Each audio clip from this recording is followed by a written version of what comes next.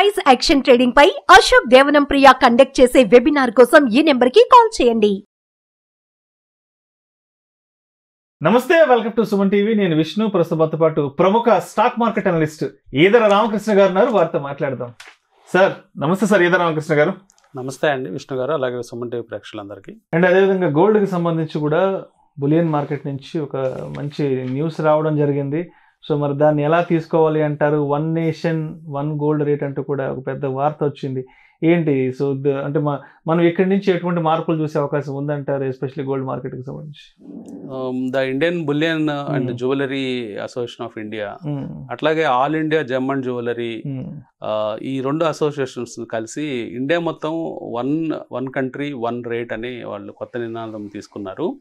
బహుశా సెప్టెంబర్ కల్లా మనకు కంట్రీ వైడ్ ఒకటే రేటు నిర్ణయించాలనుకుంటున్నారండి. అంటే ఎవ్రీడే మనము ఒక్కొక్క డిస్ట్రిక్ట్ లెవెల్లో కూడా ఒక్కొక్క ఊర్లో ఒక్కొక్క రేట్ ఉంటుంది. ఎక్కడికక్కడ ఈ బులియన్ మర్చెంట్స్ యొక్క అసోసియేషన్ వాళ్ళు రిలీజ్ చేస్తూ ఉంటారు. మార్నింగ్ 10 o'clock 9:30 ఎప్పుడో ఒక రేట్ నిర్ణయించుకుంటారు. ఆ రేటు మీదే ఆ ఊర్లో వ్యాపారం నడుస్తుంది.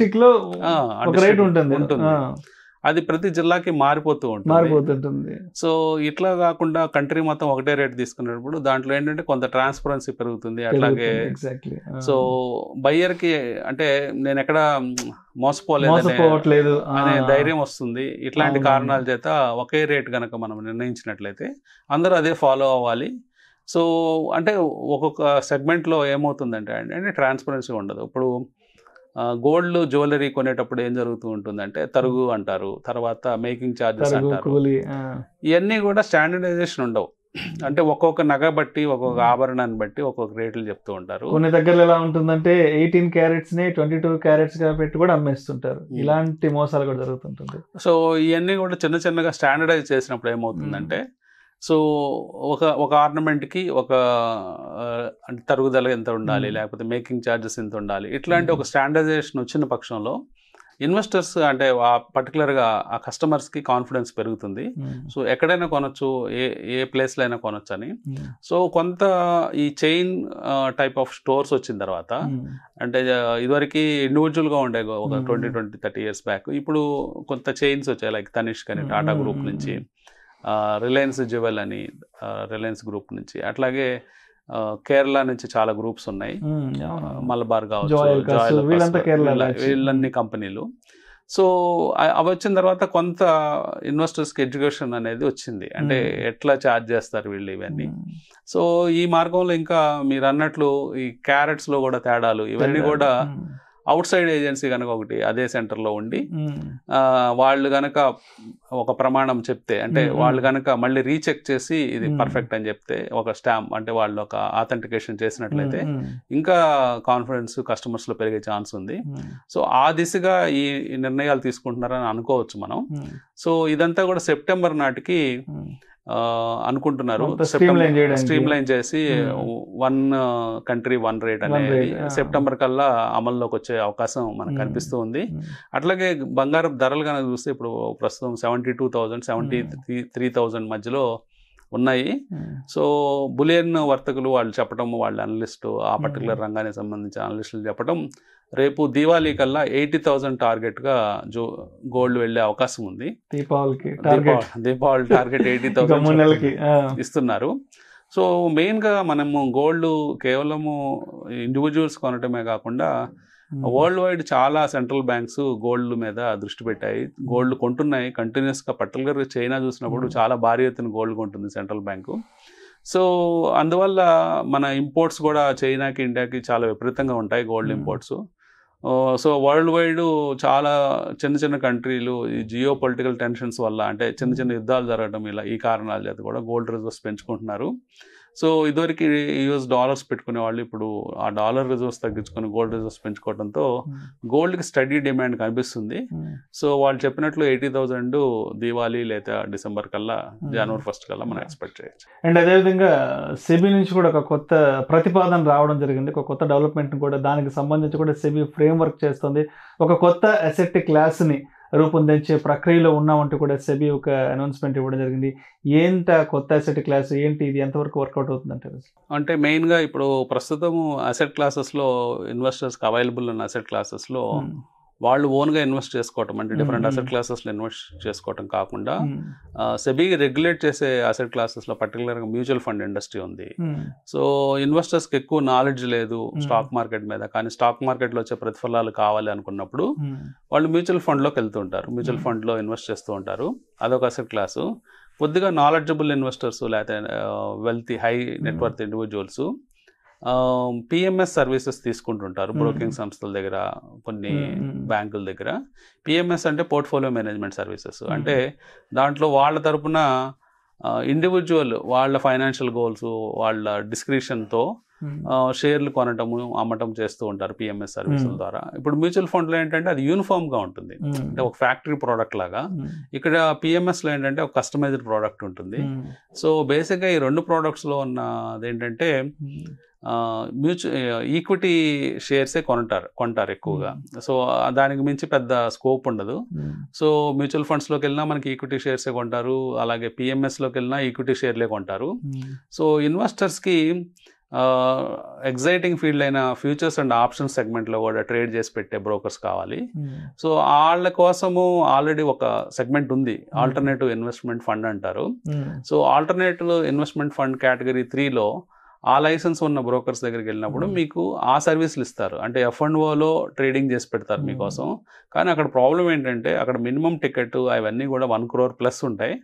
సో మినిమం ఎవరైనా 1 crore ఉన్న వాళ్ళే, 1 crore దాటి డబ్బులు ఉన్న వాళ్ళు మాత్రమే ఆ రంగంలో వాళ్ళు పెట్టుబడులు పెట్టుకోవచ్చు, ఏఎఫ్లోకి వెళ్ళచ్చు. సో అది మామూలుగా సామాన్యులకు అందుబాటులో లేదు. సో ఆ ఏఎఫ్లో పెద్దవాళ్ళు మాత్రమే ఆ సర్వీసులు తీసుకునే అవకాశం ఉంది. సో ఇప్పుడు సెబీ ఏం ఆలోచిస్తుందంటే చిన్నవాళ్ళకు కూడా, అంటే ఒక 5 లక్షలు 10 లక్షలు ఉన్న వాళ్ళకు కూడా F&O ట్రేడింగ్కి అనువుగా, అంటే ఒక అసెట్ క్లాసెస్ ఒక టైప్ ఆఫ్ స్కీమ్ క్రియేట్ చేస్తే ఒక లీగలైజ్డ్ వేర్లో ఒక లీగలైజ్డ్గా ఈ బ్రోకర్స్ సర్వీస్ ఇచ్చే ఛాన్స్ ఉంటుంది. స్టాక్ బ్రోకర్స్ కానీ ఇండివిజువల్ అనలిస్టులు కానీ సర్వీస్ ఇచ్చే ఛాన్స్ ఉంటుంది. ఇప్పుడు దాకా ఏమవుతుందంటే ఓన్లీ అంటే వెర్బల్గా వీళ్ళు అనుకుంటారు, అంటే ఇది లీగలైజ్డ్ ఫార్మాట్లో ఉండదు, సర్వీసులు ఇస్తూ ఉంటారు కస్టమర్స్కి. కానీ అక్కడ ప్రాబ్లం ఏమొస్తుందంటే దీన్ని అవకాశంగా మలుచుకొని చాలా మంది స్కామ్స్టర్స్ తయారయ్యి మార్కెట్లో ఫండ్ రైజ్ చేస్తూ ఉంటారు. సో ఈ కారణాలు వీళ్ళందరినీ కొంచెము తగ్గించడానికి సెబీ ఏం ఆలోచించిందంటే కొత్తగా ఒక అసెట్ క్లాసు ఒక కైండ్ ఆఫ్ స్కీమ్ విత్ లో టికెట్ సైజ్ ఒక 10 lakhs 5 lakhs సైజులో ఒకటి కనుక స్టార్ట్ చేస్తే అది చాలామంది రిటైలర్ ఇన్వెస్టర్స్కి అనువుగా ఉంటుందని సెబీ ఆలోచిస్తుంది. దీంట్లో వాటిలో ఎస్ఐపి మనకి మ్యూచువల్ ఫండ్లో ఉన్న అన్ని సౌలభ్యాలు దీంట్లో కూడా దొరుకుతాయి. లైక్ ఎస్ఐపి కావచ్చు, ఎస్డబ్ల్యూపి కావచ్చు, అంటే systematic investment plan, withdraw plan, ఇట్లాంటివన్నీ కూడా మనము చూసుకోవచ్చు, అంటే తీసుకోవచ్చు ఈ ఫీల్డ్లో. సో దానికి సంబంధించిన ఫ్రేమ్వర్క్, దానికి సంబంధించిన వర్క్స్ జరుగుతున్నాయండి. తర్వాత సెబీ కూడా రీసెంట్గా ఒక పేపరు తయారు చేసింది, అంటే హెవీ స్పెక్యులేషన్ ఈ ఫ్యూచర్స్ అండ్ ఆప్షన్ సెగ్మెంట్లో జరుగుతూ ఉంది. సో రిటైలర్స్ని కొంత కట్టడి చేయాలి. అంటే ఇప్పుడు ఒకవైపు రిటైలర్స్కి, చిన్న ప్లేయర్స్కి ఒక అవకాశం కల్పిస్తూనే వాళ్ళు చేతులు కాల్చుకోకుండా వాళ్ళని కొంచెం కట్టడి చేద్దామని కొన్ని నిర్ణయాలు తీసుకోవాలని సెబీ అనుకుంది. వాటిలో ముఖ్య నిర్ణయం లాట్ సైజు పెంచడం. ప్రస్తుతం లాట్ సైజు 5 లక్షలు ఉంటుంది మినిమం లాట్ సైజు, దాన్ని 20 నుంచి 25 లక్షలకు పెంచాలని సెబీ నిర్ణయం తీసుకుంది. అలాగే ఈ వీక్లీ సెటిల్మెంట్స్ ఎవ్రీడే ఉన్నాయి. సో మనకి మండే తీసుకున్నట్లయితే మిడ్ క్యాప్ నిఫ్టీ, అట్లాగే బ్యాంక్ ఎక్స్, తర్వాత ట్యూస్డే తీసుకుంటే FinNifty, so Wednesday bank Nifty, అలాగే థర్స్డే మేజర్ ఇండెక్స్ అయిన నిఫ్టీ, ఫ్రైడే వచ్చేటప్పటికి సెన్సెక్స్. ఇట్లా ప్రతిరోజు ఒక ఎక్స్పైరీ ట్రేడ్ అనేది చేసుకోవడానికి అవకాశం కల్పించారు సెబీ రీసెంట్ టైమ్స్లో. ఒక 6 నెలల్లో మనం ఇవన్నీ చూసాము. అది జరిగిన తర్వాత స్పెక్యులేషన్ ఇంకా విపరీతంగా పెరిగిపోయింది స్టాక్ మార్కెట్లో. సో ఎవ్రీడే ఎక్స్పైరీ అయ్యేటప్పటికి ఆ రోజు లాటరీ టికెట్లు కొనుక్కున్నట్లు ఆప్షన్స్ కొనుక్కొని చాలా మంది చేతులు కాల్చుకోవడం మనం చూస్తున్నాము. సో ఏంటంటే ఈజీగా ఒక ₹10 ఆప్షన్ కొనుక్కుంటే అది 100 అవుతుంది, 200 అవుతుంది అనే ఆశతో లక్షలు లాటరీ టికెట్లు కొన్నట్లు ఆప్షన్ ట్రేడింగ్లు చేస్తున్నారు. సో ఆప్షన్స్ ఎందుకు క్రియేట్ చేశారో ఆ హెడ్జింగ్ మెకానిజమ్స్ అవన్నీ పక్కన పెట్టేసి కేవలం వాళ్ళు ఒక ఆశతో ట్రేడింగ్ చేయడం ఇవన్నీ జరుగుతుంది. దానివల్ల హెవీ స్పెక్యులేషన్ అనేది మార్కెట్లో క్రియేట్ అయింది. సో ఎక్కువ మంది ఈ ఫీల్డ్లోకి వచ్చేయటము, అంటే నాలెడ్జ్ ఉన్నవాళ్ళు లేని వాళ్ళు జస్ట్ ఏంటంటే ఈరోజు మనకి మొబైల్ ఫోన్స్లో కూడా చిన్న యాప్లో కూడా క్లిక్ బటన్ కొడితే డబ్బులు వెళ్ళిపోవటం, ఈ ఆప్షన్ కొనేయటం, సాయంత్రం కల్లా డబ్బులన్నీ పోవడం, ఇవన్నీ కూడా సెబీ చూస్తూ ఉంది. సో ఇక్కడ కొంత కట్టడి చేసి వీళ్ళందరినీ సేవ్ చేద్దామనే ఉద్దేశంతో ఆప్షన్ లాట్ సైజ్ పెంచడం, అంటే ఫ్యూచర్స్ అండ్ ఆప్షన్స్లో లాట్ సైజ్ని 5 లక్షల నుంచి 25 లక్షలు చేయటం. ఇంకో నిర్ణయం ఏం తీసుకుందాం అనుకుంటుందంటే ఒక ఎక్స్చేంజ్కి వీక్లీ ఎక్స్పైరీ ఒకటే ఉండాలని. అంటే ఇప్పుడు మేజర్ ఎక్స్చేంజెస్ 2 ఉన్నాయి ఇండియాలో, ఎన్ఎస్సి, బిఎస్సి. అంటే ఇప్పుడున్న 5-6 ఎక్స్పైరీల కంటే కేవలం ఎన్ఎస్సికి ఒక ఎక్స్పైరీ, బిఎస్సికి ఒక ఎక్స్పైరీ ఇద్దాం వీక్లీ, మిగతా ఇన్స్ట్రుమెంట్స్ని కొంచెం ఆపుదామని ఒక 17 మెంబర్ కమిటీకి ఈ రిపోర్ట్ ఇవ్వడం జరిగింది. వాళ్ళు తీసుకున్న నిర్ణయాన్ని బట్టి, అట్లాగే బ్రోకర్స్ నుంచి వచ్చే రెస్పాన్స్ని బట్టి ఆ నిర్ణయాలు అమలవుతాయా లేదనేది కొంతకాలం మనం వెయిట్ చేసి చూడాల్సిన అవసరం ఉంది. అండ్ అదేవిధంగా క్రిప్టో కరెన్సీకి సంబంధించి కూడా చాలా రోజుల తర్వాత నేను ఒక న్యూస్ చూడడం జరిగింది. వజీరక్స్కి సంబంధించి ఏదో ఒక స్టోలెన్ ఏదో జరిగిందంటూ కూడా న్యూస్ వచ్చింది. ఏంటి మళ్ళీ క్రిప్టో న్యూస్లు మళ్ళీ కొంచెం గుప్పమంటున్నాయి ఇప్పుడు? క్రిప్టో కరెన్సీ మీద లాస్ట్ ఇయర్ మనకి బడ్జెట్లో ట్యాక్సెస్ ఎప్పుడైతే వేశారో కొంత చిన్నపాటి లీగలైజేషన్ లాగా అనిపించింది ట్రేడర్స్కి. సో కొంతమంది ట్రేడర్స్ క్రిప్టో వైపు వెళ్ళారు. సో ట్రేడింగ్ చేద్దాం, అక్కడ కొంచెము ఈజీగా ఎర్న్ చేయొచ్చు అన్నట్లుగా. ఇక్కడ క్రిప్టోలో అర్థం కాని విషయం ఏంటంటే పైన ఒక రెగ్యులేటర్ ఉండడండి. సో రెగ్యులేటర్ లేకపోవడం వల్ల అక్కడ ఏం జరుగుతుంది, ఎలా జరుగుతుంది అనేది ఎవరికి తెలియదు. అంతా డీసెంట్రలైజ్ ఉంటుంది. అంటే రెగ్యులేటరే ఉండడు. సెంట్రలైజ్డ్ డీసెంట్రలైజ్డ్ పక్కన పెడితే అసలు వాళ్ళని రెగ్యులేట్ చేసే ఒక వ్యక్తి ఉండడు.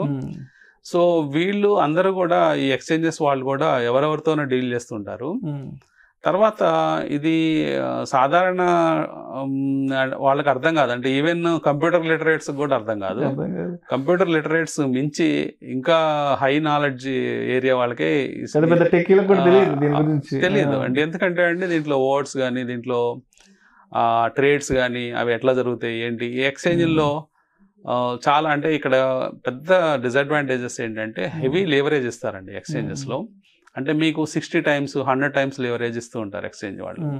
అంటే మీరు ₹1,00,000 పెడితే ₹1,00,00,000 పొజిషన్ తీసుకోవడానికి అవకాశం కల్పిస్తారు. సో తద్వారా ఏమవుతుందంటే మీ ₹1,00,000 తొందరగా పోవడానికి ఛాన్స్ ఉంది. కేవలం కొన్ని నిమిషాల్లో, కొన్ని సెకండ్స్లో పోతుంది. సో జనరల్గా హ్యూమన్ బీయింగ్స్కి ఏమవుతుందంటే ఈ ట్రేడ్ చేసేటప్పుడు ముందులో కొంత కంట్రోల్ ఉన్నప్పటికీ ఒక పాయింట్ దాటిన తర్వాత ఆ ఎమోషన్స్ని వాళ్ళు కంట్రోల్ చేసుకోలేకపోతారు, లేవరేజ్కి వెళ్ళిపోతారు. లేవరేజ్కి వెళ్ళిపోయి వాళ్ళు ఎక్కువ డబ్బులు పోగొట్టుకునే ఛాన్స్ ఉంది. కన్సిస్టెంట్గా నెల రోజులు సంపాదించిన వాళ్ళు కూడా నెలాఖరులో ఒక రాంగ్ ట్రేడ్లో మొత్తం పోగొట్టుకునే ఛాన్స్ ఉందండి. సో క్రిప్టో కరెన్సీలో ఇంకొక పెద్ద డిసడ్వాంటేజ్ ఏంటంటే ఇది 24 hours ట్రేడింగ్. మన స్టాక్ మార్కెట్లో కేవలం 9 to 3:30 ఉంటుంది కాబట్టి కొంత మైండ్స్ అనేవి రిలాక్స్ అవుతాయి. వాళ్ళ మైండ్స్ కొంత కూల్ ఆఫ్ చేయడానికి ఒక ఓవర్ నైట్ పడుకొని మళ్ళీ ఉదయం లేసి మళ్ళీ ఎనర్జీతో ట్రేడ్ చేసే అవకాశం ఉంటుంది. క్రిప్టో ట్రేడింగ్లో 24 hours నాన్ స్టాప్ ట్రేడింగ్ ఉంటుంది కాబట్టి అది ఒక అడిక్షన్ దిశగా తీసుకెళ్ళిపోవటం వల్ల ట్రేడర్స్ మొదట్లో ఎనర్జెటిక్గా ట్రేడ్ చేసినప్పటికీ కొంతకాలం అయ్యేటప్పటికి వాళ్ళ ఎనర్జీస్ అన్ని కోల్పోయి ఏదో ఒక రాంగ్ డెసిషన్ తీసుకోవటము, కొన్ని చూద్దాంలే అనే కొంత చిన్న నిస్సత్తువ రావడం, ఇట్లాంటి కారణాల చేత ఓవర్ నైట్ అవి బిగ్ మూవ్స్ వస్తూ ఉంటాయి. మనము బిట్ కాయిన్ మూవ్మెంట్స్ చూసినా కానీ 10% అనేది ఓవర్ నైట్లో జరిగిపోతూ ఉంటుంది. సో మనం 10 times లెవరేజ్ తీసుకుంటే మనకి ఆపోజిట్ డైరెక్షన్లో ఆ 10% మూవ్ ఉంటే మన మనీ అంతా పోయినట్టే కదా. కాబట్టి ఇవన్నీ కూడా చాలా నెగటివ్స్ ఉన్నాయండి. ఈ అన్ని నెగటివ్స్ కంటే ముఖ్యంగా ఇప్పుడు వజీరెక్స్ కేసులో చూస్తే $230 million స్టోలెన్ అయిపోయినాయి మా కాయిన్స్ అని వాళ్ళు చెప్పడం జరిగింది. సో ఇదేముంటుంది, ఇది సైబరు అంటే క్రైమ్ లాంటిది అనమాట. అంటే ఎక్స్చేంజ్ నుంచే స్టోల్ చేసేస్తారు, అంటే ఆ కాయిన్స్ అన్నింటినీ ఎవరో దొంగిలించారు. సో అది రూట్ అవన్నీ కనిపెడతారు. అంటే ఇవన్నీ కనిపెట్టి మళ్ళీ ఆ కాయిన్స్ రిట్రీవ్ చేసుకోవడానికి ఒక వీళ్ళకి 3-4 సంవత్సరాలు పడుతుంది. కానీ కొన్ని సందర్భాల్లో 100% రిట్రీవ్ అవుతాయి అంటే అవ్వవు, కొంత 30% దాకా పోయే ఛాన్స్ ఉంటుంది. సో ఇన్వెస్టర్స్ ఏం చేస్తారంటే వాళ్ళ మనీస్ని కొన్నిసార్లు ఆపేసి సస్పెన్స్ అకౌంట్లో పెట్టేస్తారు. ఆ సస్పెన్స్ అకౌంట్లో పెట్టిన మనీ మనకు 2-3 సంవత్సరాల తర్వాత కొంతమేర అంటే ఒక 60-70% వస్తుందని చెప్తుంటారు. కానీ అవి తీసుకోవడానికి చాలా కాంప్లికేషన్స్ ఉంటాయి. వాటిల్లో కూడా ఆ ప్రూఫ్ చూపించమని, అప్పుడు ఉన్న కీస్ అవన్నీ కొన్నిసార్లు 2-3 ఏళ్ల టైం ల్యాప్స్ అయిపోతే మనం అవన్నీ పోగొట్టుకుంటున్నాం. యూజర్ ఐడీస్, పాస్వర్డ్స్, కీస్, 2-వే ఆథెంటికేషన్స్ ఏదో ఒకటి మిస్ అవుతూ ఉంటాము. సో ఒక పెద్ద ప్రొలాంగ్డ్ ప్రాసెస్ ఇది. సో అందుకని ఇప్పటికీ క్రిప్టో కరెన్సీస్ వాటి జోలికి వెళ్ళొద్దు. ఏదన్నా క్రిప్టో కరెన్సీస్ చేద్దాం అనుకుంటే ఒక లీగలైజ్డ్ ఆథరైజ్డ్ ఎక్స్చేంజెస్ ఏమన్నా పెట్టినప్పటికీ వాటిలో ఎలా ఉంటుందో మనకు తెలియదు. వాళ్ళు ఇచ్చిన డిస్క్లైమర్ చూసుకున్న తర్వాత, అంటే సపోజ్ ఎన్ఎస్సి లాంటి ఎక్స్చేంజ్ ఏమన్నా కనుక భవిష్యత్తులో బిట్ కాయిన్ ఇంట్రడ్యూస్ చేస్తే ఆ డిస్క్లైమర్ చూసుకొని అప్పుడు ఆలోచించవచ్చు క్రిప్టో కరెన్సీ చేయొచ్చా వద్ద అనేది ట్రేడింగ్.